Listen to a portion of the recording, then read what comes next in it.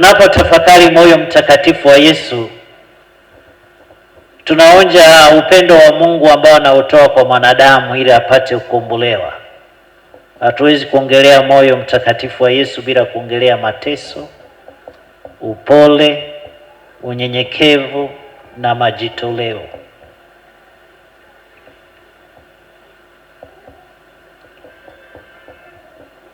Katika mazingira ya kawaida tumesikia maneno mbalimbali yanayohusiana na moyo. Kwa mfano, yule dada ana moyo mwema, yule kaka ana moyo mwema, yule baba ana moyo mwema, yule kijana ana moyo mwema.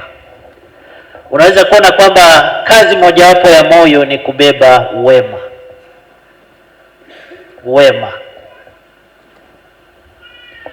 Na Yesu Kristo ambaye tunatafakari moyo mtakatifu wake, tunaonja wema kwa watu wake. Sisi tunaonja wema kutokana na moyo mtakatifu wa Yesu.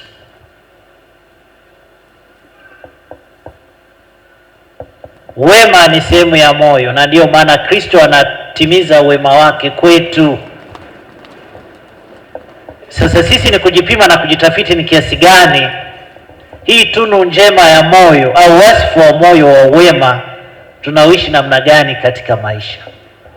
Yesu ni mwema, ana moyo mwema.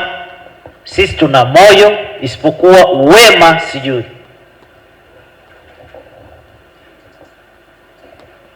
Wema sijui. Tuchunguze wema wetu kwa Mungu na kwa watu, na tutendee kazi au tuitendee kazi wema katika mioyo yetu.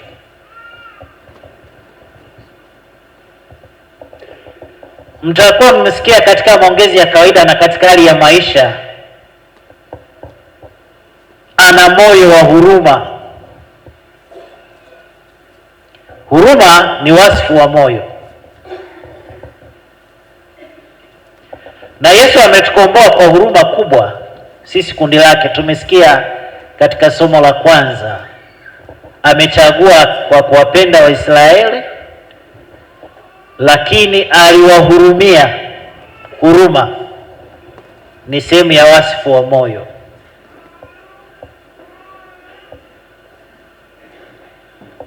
Yesu alituhurumia, akatufia msalabani, akapokea mateso, mimi na wewe tukakombolewa. Huruma. Je, mioyo yetu ina huruma? Huruma. Huruma ya maneno, huruma ya matendo,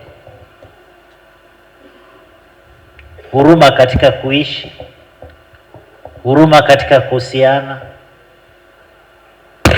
huruma kwa viumbe, huruma kwa mazingira. Mioyo yetu ina huruma?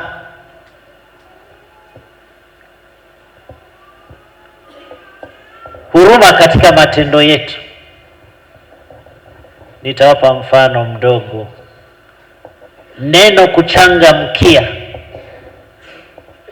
Kuchangamkia ni neno la Kiswahili na linabeba maneno mawili, kuchanga alafu na mkia.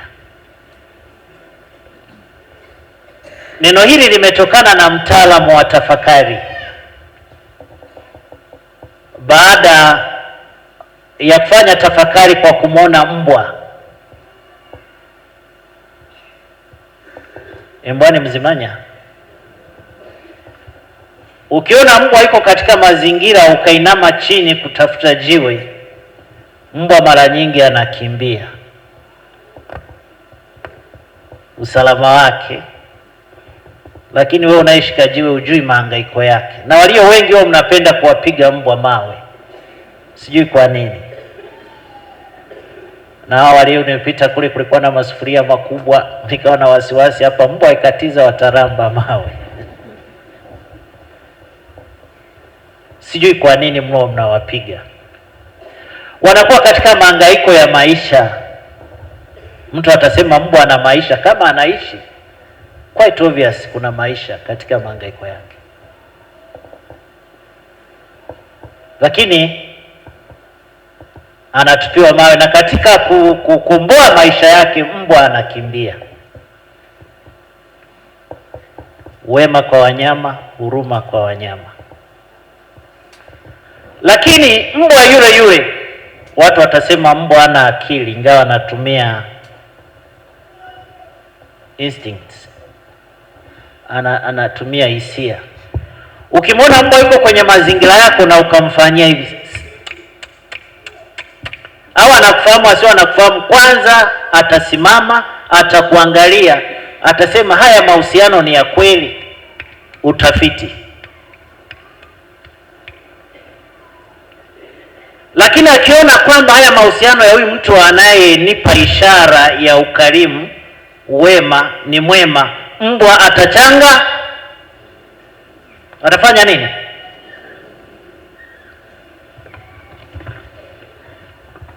Huruma.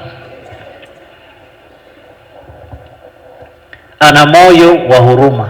Wanatambua, ingawa uwezo wa utambuzi wao hauko sawa na mwanadamu, lakini mbwa anatambua.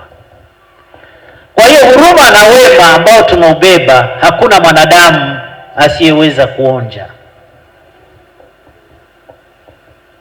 Kipofu anaonja wema, anaonja huruma, ingawa hawezi kuona kwa macho yake. Wanyama wanaonja huruma na upendo, hata kama hawezi kuelezea. Mwanadamu anaonja huruma na upendo, vile vile anaweza kuonja ukatili. Ukatili sio wasifu wa moyo,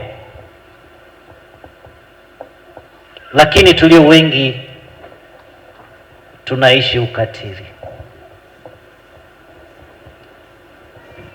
Ukatili sio sehemu ya huruma.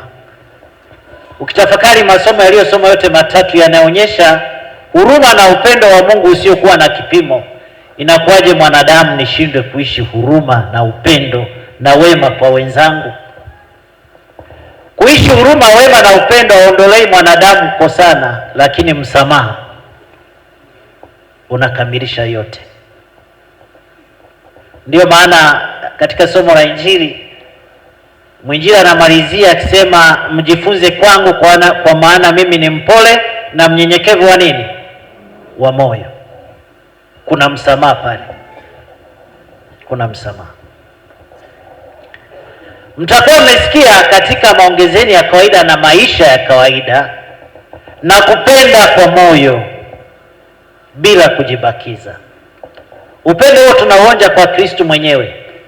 Ametupenda kwa moyo bila kujibakiza. Amechomwa mkuki, katoka damu na maji, kanisa likazaliwa pale kwa damu, kanisa likazaliwa kwa sakramenti zake, kwa maji kanisa likazaliwa kwa sakramenti ya ubatizo. Kanisa ni ishara inayowakilisha huruma na upendo wa Mungu kwa mwanadamu na kupenda Yesu kwa moyo. Yesu ametupenda kwa moyo, lakini wanadamu bado hatupendani.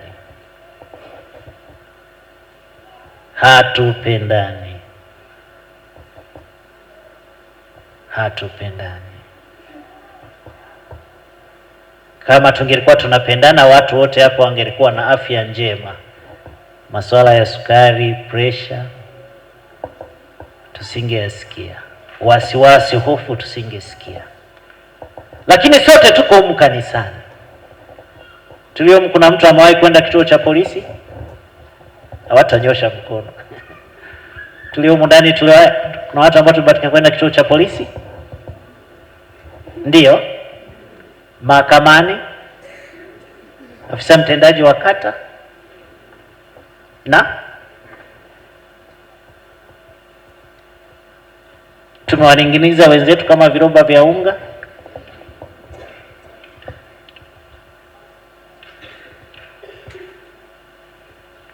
Moyo wa huruma na msamaha.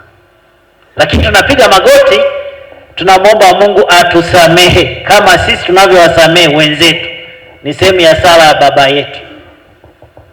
Lakini kule tunaomba msamaha, hatusamehe. Wasifu wa moyo ni msamaha. Na watu wengi tunahangaika kwa sababu tumebeba historia ambazo zinatuchosha,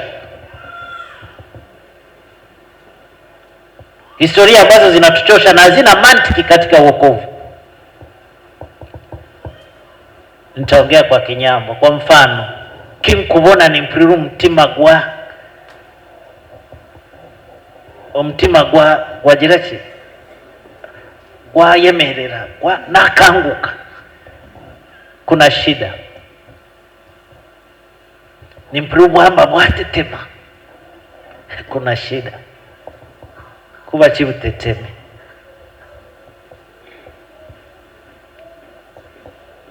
Moyoni umebeba historia isiyo sahihi.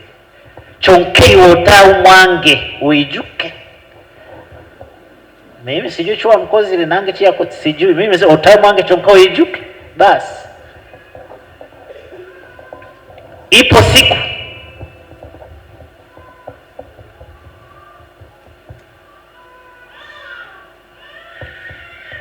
tuwe na moyo wa huruma na kupenda kwa moyo.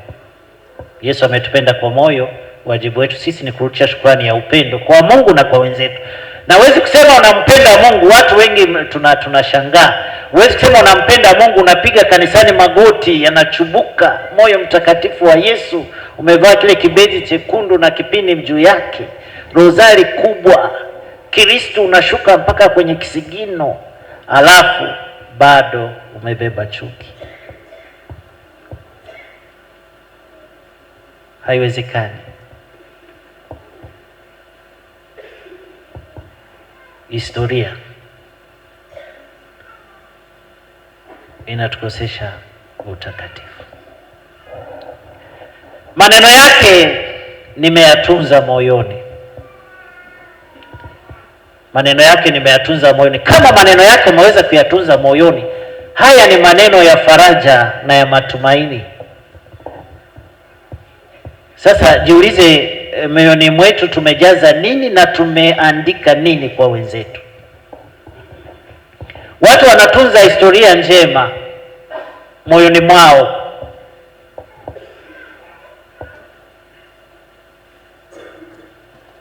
Watu wanatunza historia njema moyoni mwao. Moyo wa Yesu mwenye upendo na huruma umetutunza sisi moyoni mwao. Wewe jiulize, moyoni mwako umejaza nini? Moyoni mwako umejaza nini? Hatuhitaji majibu, ni swala la kujitafiti mwenyewe. Tunatunza nini moyoni mwetu na tunapeleka nini kwa Kristo katika mioyo yetu? Yule ndugu ana moyo wa baridi, yana habari huwa hatari hu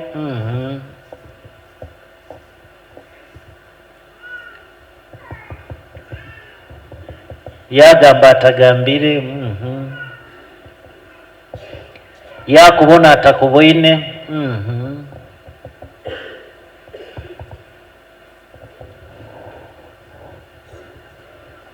Mioyo yetu iwe na joto kwa wenzetu, iwatie joto, iwatie nuru, iwatie matumaini, ondoa ubaridi. Ni sehemu ambapo tunaimba wimbo wa Roho Mtakatifu, tunaomba Mungu atuondolee ubaridi, ubaridi wa imani, ubaridi wa uchangamfu kwa wenzetu. Lakini mtakuwa umesikia alitupa moyo tukaendelea na kazi. Aliwapa watu matumaini, aliwatia moyo, aliwatia nguvu, aliwatia ujasiri. Linawezekana. Moyo mtakatifu wa Yesu unatupa nguvu ya kuendelea kumfuata,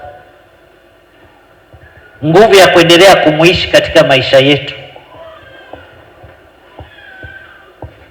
nguvu ya kufanya kazi yake ambayo tumeipata katika sakramenti ya ubatizo, tunapotumwa kutangaza habari njema ya matumaini kwa watu.